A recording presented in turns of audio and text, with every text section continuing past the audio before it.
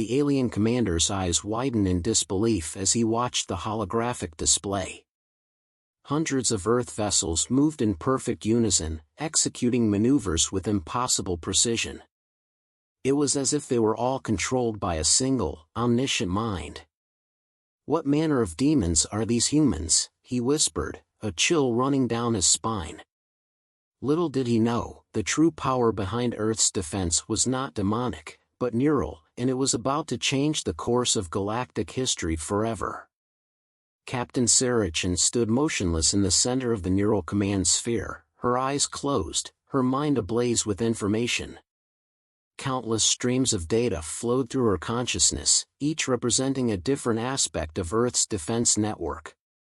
She could feel every ship, every weapons platform, every satellite as if they were extensions of her own body. A proximity alert flashed in her mind's eye. The Vraxian fleet had entered the solar system, their massive warships cutting through space like knives through silk. Sarah allowed herself a small smile. The aliens thought they were launching a surprise attack, but thanks to the Neural Dominion system, Earth had known about their approach for weeks. "All units, prepare for engagement," Sarah thought, and instantly, thousands of human minds connected to the network acknowledged her command. Each operator controlled entire squadrons of ships or defense platforms, their thoughts translated into complex battle strategies by the neural interface. As the Vraxian fleet approached Mars, they encountered their first surprise. The planet's surface, seemingly barren moments ago, suddenly bristled with defensive weaponry. Massive ion cannons emerged from hidden bunkers, while swarms of automated drones rose from concealed hangars. Admiral Zkalar, leader of the Vraxian invasion force, frowned at the unexpected resistance. "Since when do the humans have such advanced planetary defenses?" he growled, his mandibles clicking in agitation. "No matter. Overwhelm them with numbers." The Vraxian ships surged forward, their energy weapons lighting up space with brilliant flashes of destructive power. But for every drone they destroyed, two more seemed to take its place. The human defenses moved with an eerie synchronization, as if guided by an unseen hand. Back on Earth, in a heavily fortified bunker deep beneath the Rocky Mountains, General Marcus Harding watched the battle unfold on a massive holographic display. He turned to Dr. Emily Nakamura, the lead scientist behind the Neural Dominion project. "It's working even better than we hoped," he said, a note of awe in his voice. Dr. Nakamura nodded, her eyes fixed on the neural activity readouts of the linked operators. The human brain, when properly interfaced, is capable of processing and reacting to information faster than any computer we've ever built. And with multiple minds working in concert. She gestured to the display, where Earth's forces were systematically dismantling the Vraxian fleet. In orbit around Mars, Admiral Zkalar was beginning to panic. Half of his fleet had been destroyed, and they had yet to break through the planet's defenses. "This is impossible," he roared, slamming his fist on the command console. "How are they predicting our every move?" As if in answer to his question, a new threat appeared on their sensors. A massive swarm of small, agile craft was rapidly approaching from the direction of Earth. Each one was piloted by a neural operator, their minds linked directly to their ship's systems. Sarah Chen, still standing in the neural command sphere, directed the swarm with the ease of a conductor leading an orchestra. She could feel the exhilaration of every pilot, their collective consciousness forming a symphony of destruction aimed at the alien invaders. The swarm tore through the remaining Vraxian ships, their weapons finding weak points with uncanny accuracy. Admiral Zkalar watched in horror as his mighty fleet was reduced to space debris in a matter of minutes. "Full retreat," he bellowed, but it was too late. The human swarm surrounded his command ship, cutting off all escape routes. In desperation, Zkalar activated his ship's experimental phase drive, attempting to slip between dimensions and escape.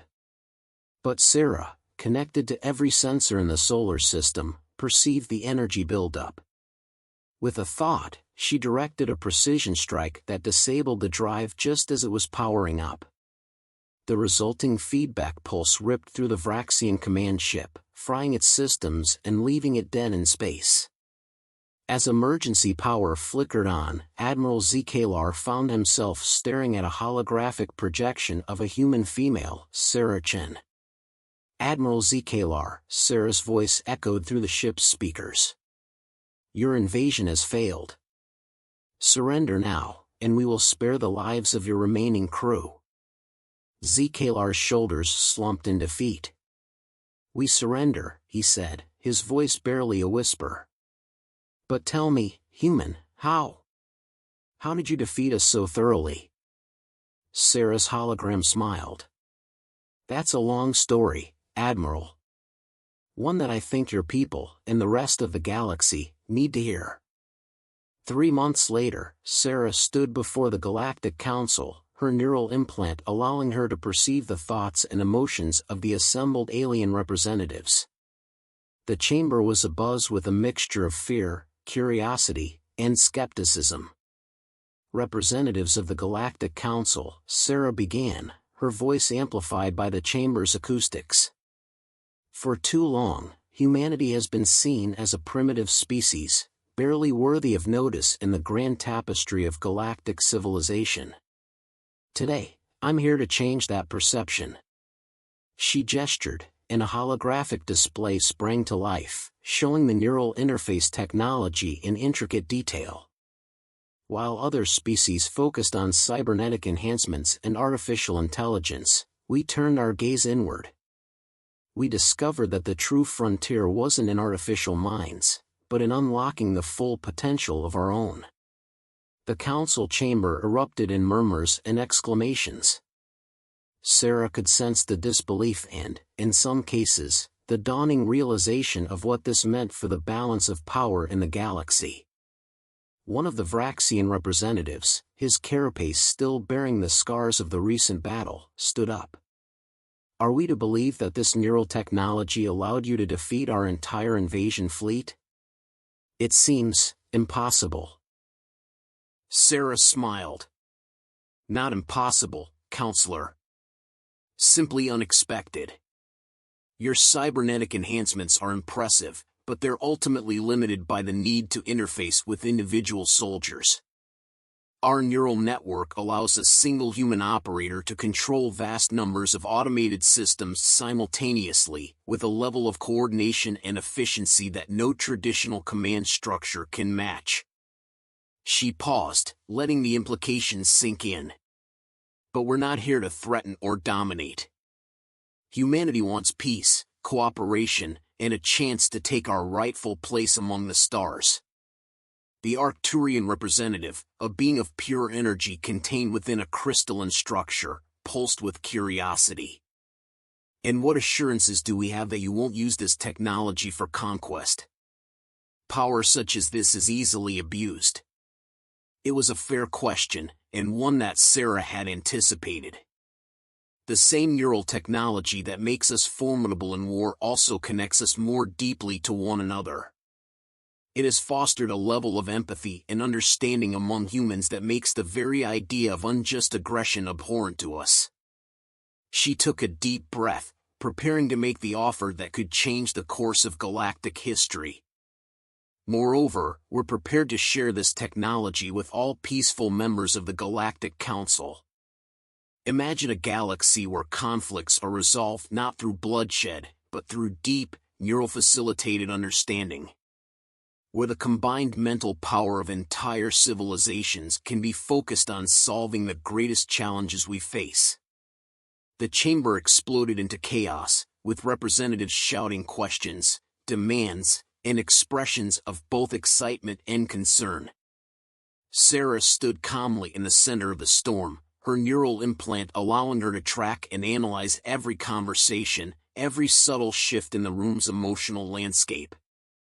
As the initial furor died down, the Grandmaster of the Council, an ancient, squid-like being named Zithal, raised all 4 of their appendages for silence. Captain Chen, they said, their voice a melodious gurgle, your offer is as intriguing as it is unprecedented. But surely you must realize the dangers. What if this technology falls into the wrong hands? What if it's used to enslave rather than liberate? Sarah nodded, acknowledging the validity of the concern. Grandmaster, distinguished representatives, I understand your fears. They are not unfounded. The development of neural dominion technology was not without its challenges and ethical dilemmas. She waved her hand, and the holographic display shifted to show the failsafes and ethical protocols built into the neural interfaces. We've developed numerous safeguards to prevent abuse. The technology requires a high degree of mental discipline and emotional stability to use effectively. Moreover, it cannot override an individual's core values and beliefs. Attempts to use it for unethical purposes result in immediate neural feedback that incapacitates the user. The Syrian representative, a wolf-like being with iridescent fur, leaned forward. You speak of peace, Captain Chen, but your actions in defending your world were undeniably martial. How do you reconcile this? Sarah met the Syrian's gaze steadily. Counselor, we used our technology defensively, to protect our world from an unprovoked attack. But consider this, in a traditional war, millions would have died on both sides. Thanks to neural dominion, we were able to neutralize the threat with minimal loss of life. The same technology that makes us formidable defenders also allows us to be merciful victors. She turned, addressing the entire council. But that's not the future we envision. We see a galaxy where conflicts are resolved before they escalate to violence. Where the neural link allows for unprecedented levels of diplomacy and mutual understanding. As if to demonstrate, Sarah closed her eyes for a moment, interfacing with the council chamber's systems. Suddenly, each representative felt a gentle mental touch, not intrusive, but inviting. Those who accepted found themselves experiencing a brief but profound sense of connection with the human captain, a wordless exchange of emotions and intentions that conveyed more than hours of debate ever could. When it was over, many of the representatives sat in stunned silence. The Arcturian's crystalline form pulsed with a warm, golden light. Extraordinary, they whispered. Zithal, the Grandmaster, seemed to consider for a long moment. Finally, they spoke. Captain Chen, your demonstration is compelling. But such a monumental decision cannot be made hastily. We will need time to deliberate, to consult with our respective governments. Sarah nodded. Of course, Grandmaster. We understand the magnitude of what we're proposing. Take all the time you need. In the meantime, we extend an invitation to send delegations to Earth. See our technology in action, speak with our people, and judge for yourselves whether we are worthy of your trust. As the council session adjourned, Sarah could sense the shift in the room. The fear and suspicion that had greeted her arrival had largely given way to cautious optimism and intense curiosity. It wasn't universal, some representatives still radiated hostility or skepticism, but it was a start. As she prepared to leave the chamber, Sarah was approached by Admiral Zkalar, the former leader of the Vraxian invasion fleet. His defeat had led to a radical shift in Vraxian politics, with the Warhawks being ousted in favor of a more moderate government. Captain Chen, he said, his voice gravelly but respectful. I never thought I'd say this to a human, but, thank you. Your mercy and victory has opened many eyes among my people. We were wrong about humanity, and I suspect we've been wrong about many things.